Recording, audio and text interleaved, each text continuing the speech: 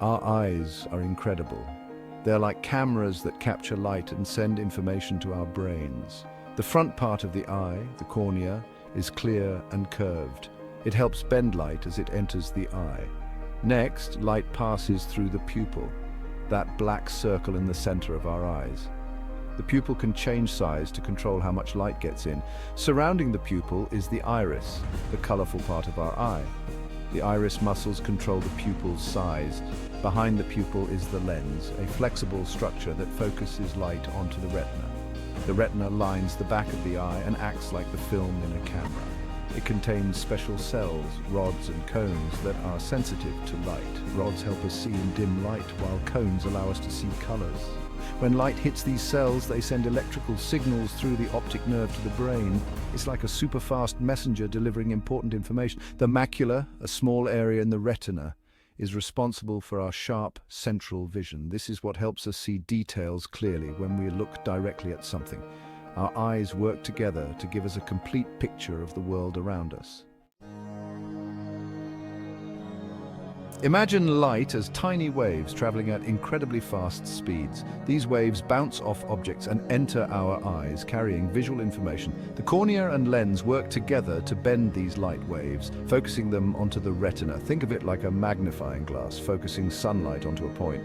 The retina is where the magic happens. It contains millions of light-sensitive cells called photoreceptors. Rods and cones. Rods are more sensitive to light and help us see in low light conditions. They're responsible for our peripheral vision and detecting motion. Cones, on the other hand, are responsible for color vision and seeing fine details. They work best in bright light. When light hits a rod or cone, it triggers a chemical reaction that creates an electrical signal.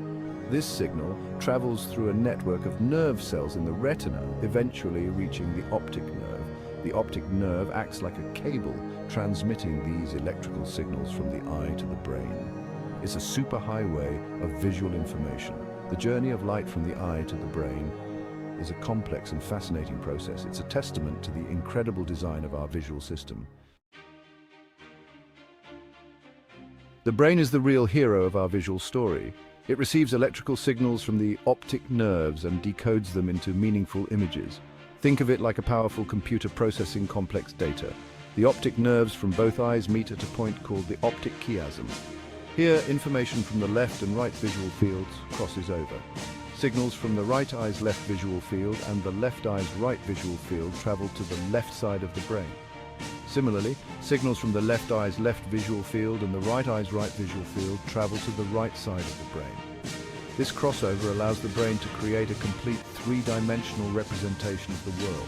Once the signals reach the visual cortex, the brain gets to work. It analyzes the information, identifying shapes, colors, movements, and distances. It's like solving a giant jigsaw puzzle, piecing together all the different elements of our visual experience.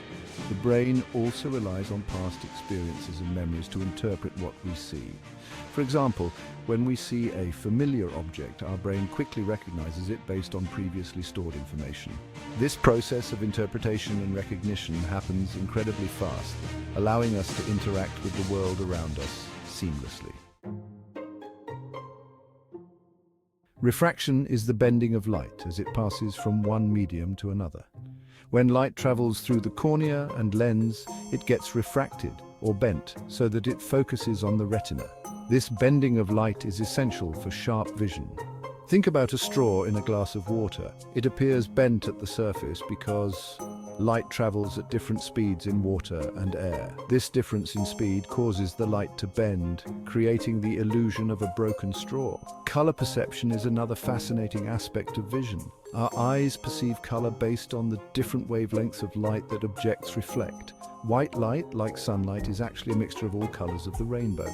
Objects absorb some wavelengths of light and reflect others. The wavelengths that are reflected reach our eyes and our brains interpret them as specific colors. For example, a red apple absorbs all wavelengths of light except red, which it reflects. When this reflected red light reaches our eyes, we perceive the apple as red. Our eyes have three types of cones, each sensitive to different wavelengths of light: short, blue; medium, green; and long, red. The combined activity of these cones allows us to perceive a wide range of colors.